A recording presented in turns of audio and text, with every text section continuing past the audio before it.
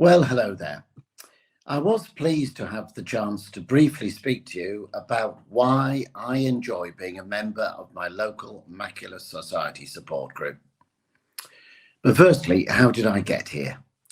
Well, I first noticed problems with my sight about 20 years ago, but it was some years before I was diagnosed with an early onset version of macular degeneration and was pretty shocked to find myself having to give up my particular job a year or so later. In rural West Cumbria, where we live, there was no Macular Society support group near me in those days, but phoning the Society's advice and information service was the next best thing. It gave me ready access to information and support in relation to my sight loss and a kindly, understanding voice on the other end of the line when I felt pretty downhearted. I was delighted to feel part of a community that showed me how to tackle the effects of macular degeneration on a practical and emotional level. In the absence of a local support group, I just started volunteering for the Society on a one-to-one basis with other people with the condition. Over the years, I've enjoyed being able to use the training the Society gave me in eccentric viewing techniques to help other people with central vision loss and to speak to groups and clubs in other parts of the Northwest about aspects of the Society's work. Just call the Society if you would like to know more about this.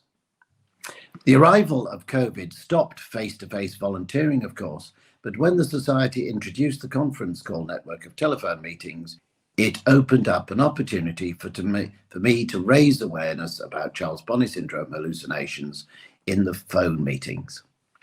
I had been concerned about how few folk with MD or other sight loss conditions had heard of the hallucinations or understood them even. So it was good to be able to share with them the latest research and how that has revealed so much more about the condition and the suggested tips to deal with these images that some people find quite difficult. Now that COVID is far less intrusive in our lives, it's good to be able to volunteer with people face to face once again. Over the years, I enjoyed my volunteering, but in 2019, I was delighted to be introduced by our regional manager to a lady who wanted to start a support group in West Cumbria. To cut a long story short, Fiona got stuck in with her unusual enthusiasm, and with our regional manager's excellent support, we planned our first meeting for March 2020. COVID, of course, intervened, and for 18 months we met only via monthly telephone conference calls. Even though most of us had never met each other in person, I really looked forward to our monthly telephone calls and the chance to learn about all sorts of subjects from speakers drawn from all parts of the UK, who would never have come to actually visit the group in West Cumbria in normal times. Now that COVID restrictions are behind us, thank goodness, we have been able to physically meet again. But for those members who can't get to meetings, we still have telephone conference calls so that everyone has the chance to be included. For me, there are several benefits to being part of our local support group.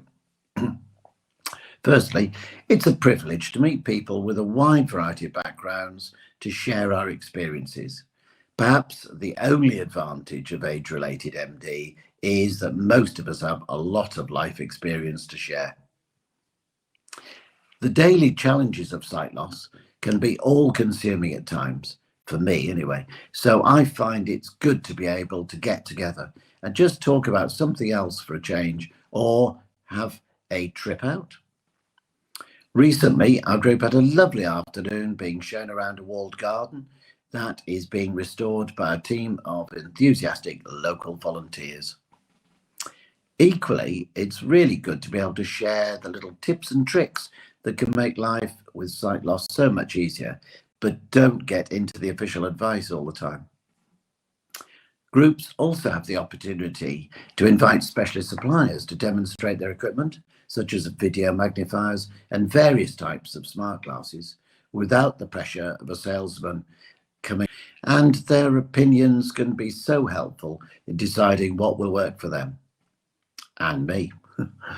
There are a wide range of speakers who are willing to come to groups, whether from other charities or agencies, to explain what help is available or just to entertain us, like the blind comedian Chris McCausland, who spoke so well about the realities of his sight loss journey, but left us all laughing.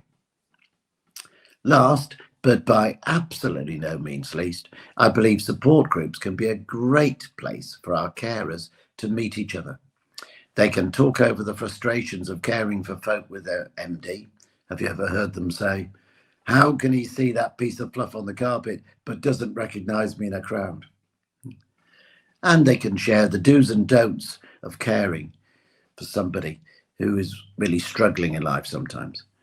And they can learn so much from each other, I believe. So in conclusion, I am grateful to have had this opportunity of explaining how my local Macular Society support group is helping me to cope with sight loss, and hope that it encourages you to give your local group a try. Thanks for listening. So my name is Sheila Harris, and I've been a volunteer with the Macular Society for about 5 years now. I originally started with the Skills for Seeing training. I saw this opportunity. Macular Society were looking for volunteers for their Skills for Seeing programme. And I saw this advertised on the Wales volunteering portal. And this sort of leapt out at me, really. First of all, my background originally is in pathology, so I had knowledge already of macular disease and other conditions affecting eyes. But in the later part of my career, just before I retired, I was actually a training consultant. And so I've been teaching adults both face-to-face and remotely through telephone or online training for the past sort of 15 years.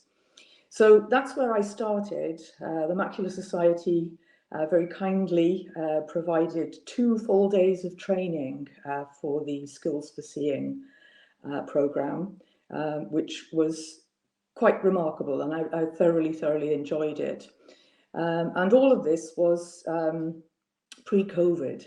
And so I spent about 18 months visiting people in their home, teaching them about eccentric viewing practices and the importance of lighting and so on. So all the seeing skills were done face-to-face at that time, and really thoroughly enjoyed it. And everyone I met, even if they weren't suitable for eccentric viewing practices, they seem to get a lot out of it just by having, face-to-face contact with someone from the society, and also then information about lighting and lots of other leaflets and help and support and pointing them in the direction of useful information. Everyone found it really valuable. But of course, along came COVID and all the face-to-face contact stopped. And so for 6 months, I think we all did pretty much nothing, all shell-shocked and wondering where we were going to go from here. But the Macular Society were loaning out iPads to people so that they could remain in touch with their support groups, which was a wonderful thing to do. And but it became apparent, I think, around that time that there were a lot of people who would like to stay in touch, but even though they had the iPad, didn't necessarily have the skills to make best use of. And so the Macular Society then set up the Connect by Tech team at around that time to try and help people generally, not just with connecting to support groups, but just generally helping people with their tech, because while we were all in lockdown or had limited access to shops or family members, technology became more and more important to people. So having had this hiatus on the Skills for Seeing training, it made logical sense to me, having been an adult education person and working actually in the area of software training, that was the route I should take. And so I switched from Skills for Seeing to the Connect by Tech team. So we had people who had been loaned iPads in order to be able to connect to their support groups. And not all of them actually knew how to use them. And so I think from that, the Connect by Tech team sort of came about. And not only assisting people to connect to their support group meetings, but also the need to be able to use technology more while they had less face-to-face contact with people, whether that was keeping connections with their families and so on, online shopping or things like that. And so it made sense for me to switch from the Skills for Seeing program to the Connect by Tech team. And my background, just before I retired, was as a training consultant with a software company.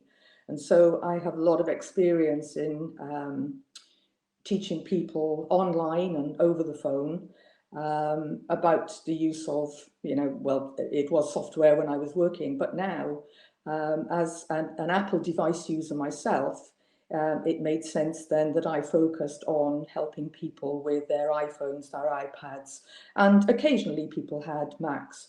But what I find is that if they've already got a Mac, they're fairly au fait with technology anyway.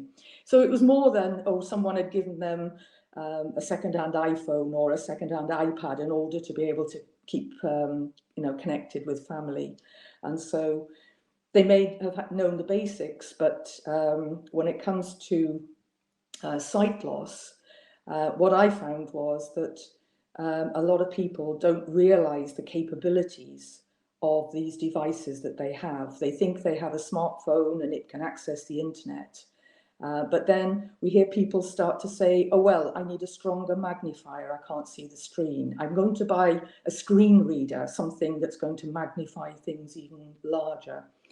And what people don't realize is that when they have these devices, be they Android or Apple, these devices are far more powerful than possibly they realize. And so my role has been with the Connect by Tech team, we call it CBT. So with the CBT team, I've been working with people who have Apple devices.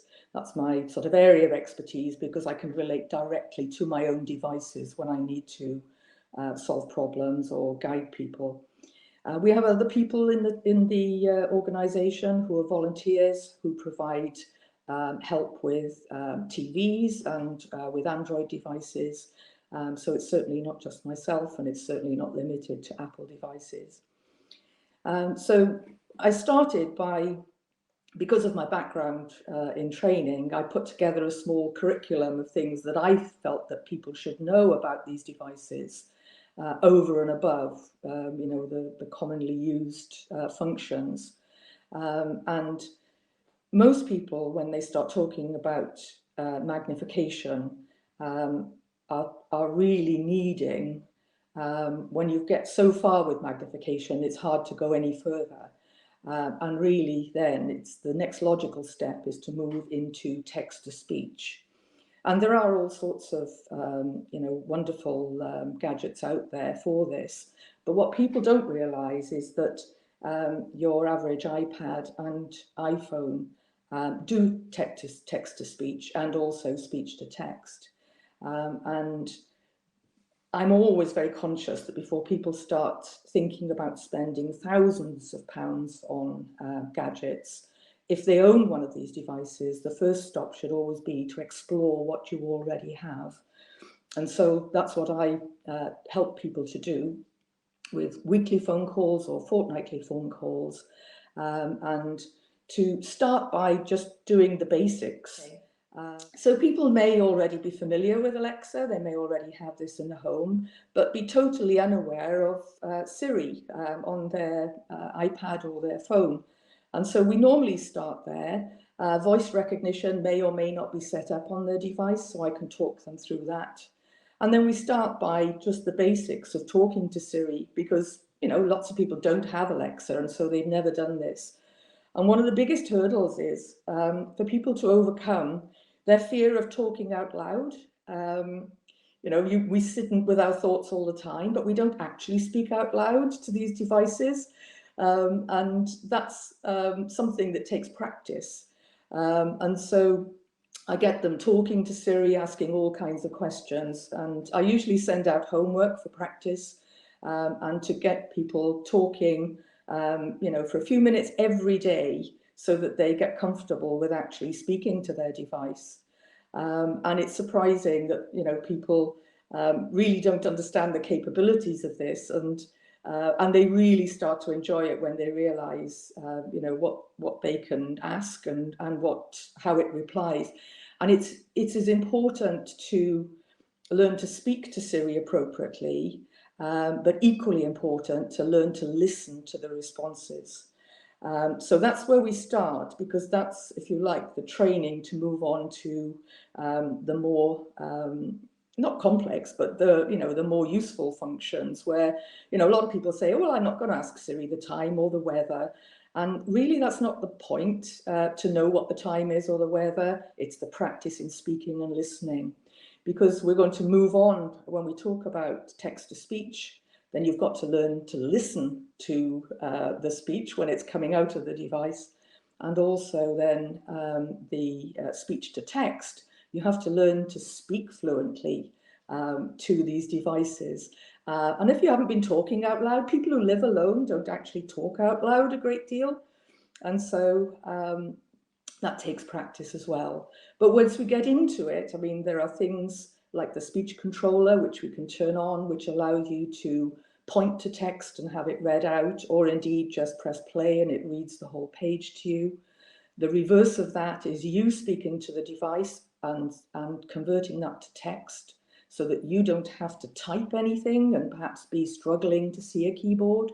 So keyboard dictation, once you've learned how to speak fluently to it and you know how this works, you can dictate your emails, dictate into any field where you would normally type. And so that's a very valuable skill to learn. And I'll walk you through, everybody through all of this if they want to learn this. And then there are other features like calendar. I hear so many times people saying, oh, someone's written something on my calendar, but I can't read it. Or I wrote something on my calendar, but I can't read it. So it's really valuable to keep an electronic calendar and to be able to ask Siri, read my calendar. And so learning how to make entries via Siri and get the information out again, valuable. Lists and reminders, really useful. I try to only focus on the functions that I think people are going to use on a regular basis. It's certainly not, a curriculum of here's everything your iPad can do. Shopping lists, as we use something from the cupboard and we just think, oh, I need to replace that. It's really useful to be able just to call out to Siri, add bread to my shopping list, and then do that over the course of a week. And when you come to go shopping, whether that's online or physically going to the shop, you've then got a complete list, which you can refer to. I do it all the time, walking around the supermarket and just ask Siri, read my shopping list, and just check that all the things that are on there have gone into my basket. Setting reminders and things like that. People who have to take medication regularly, it's useful to be able to set reminders to do this. But then Siri can also do things like reading our email.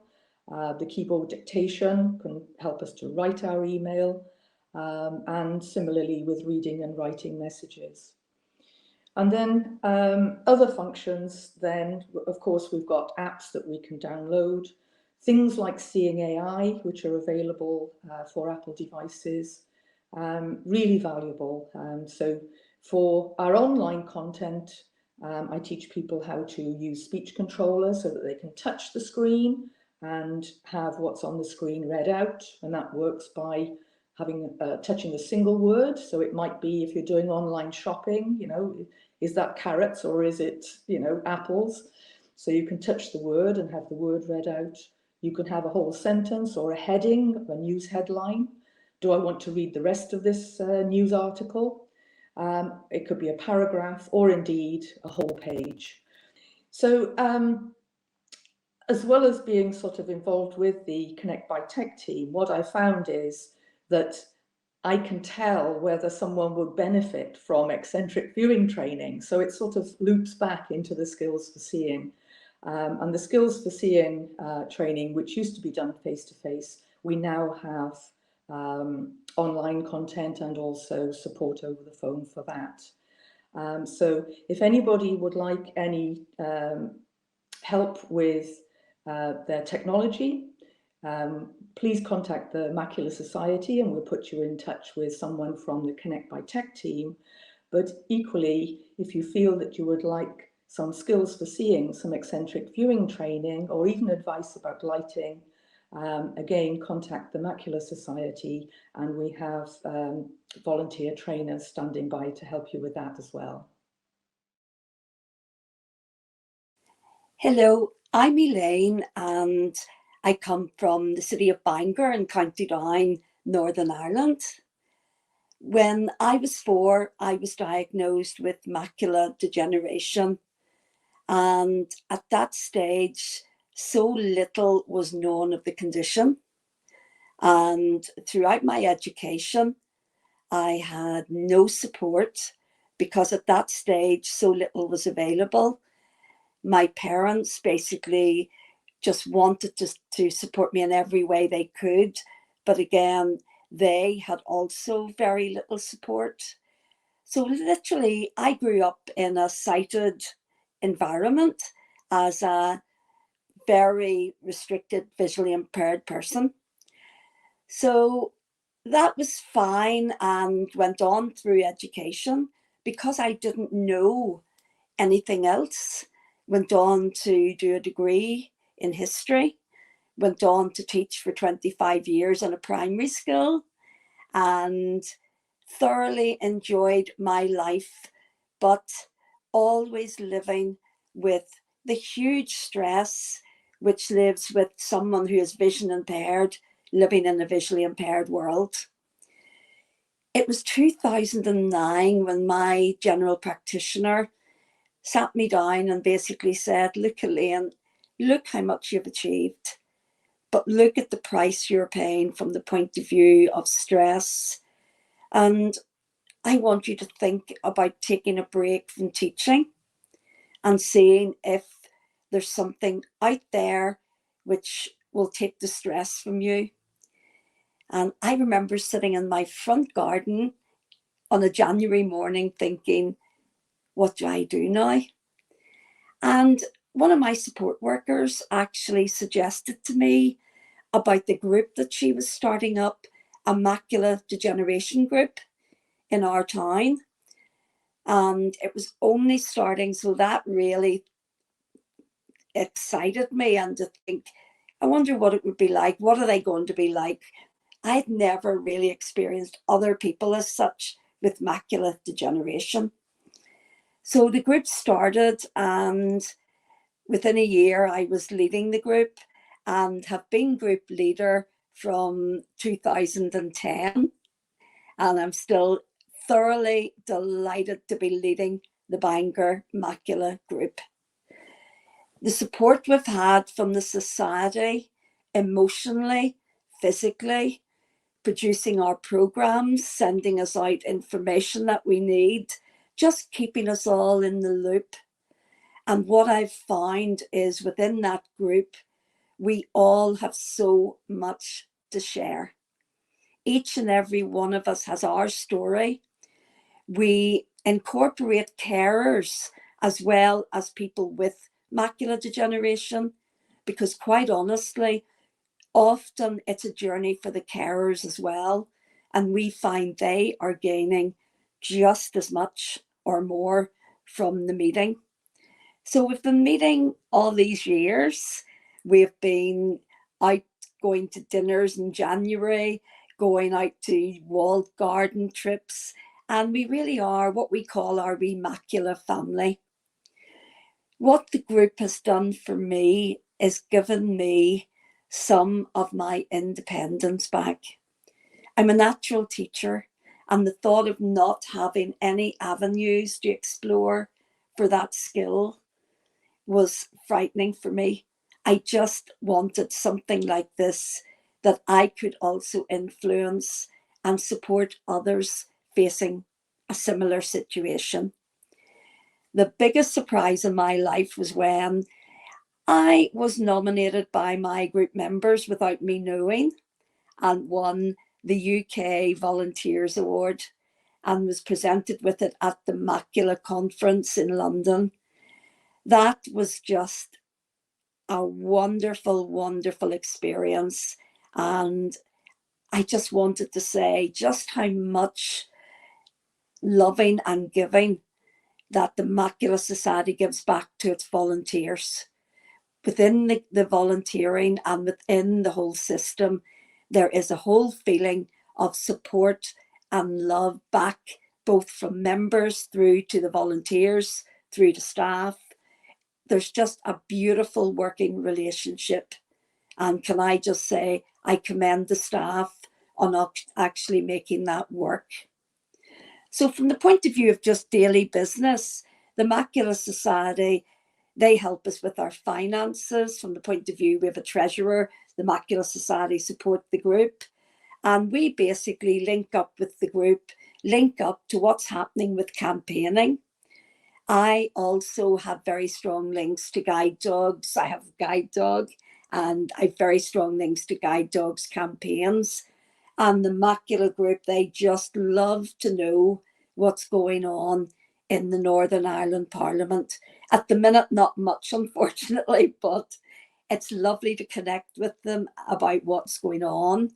I also am a member of the RNIB committee, which advises. So I believe that working together, and we do work together, is so important, that each of the individual charities work together, because it's the only way of getting real impact.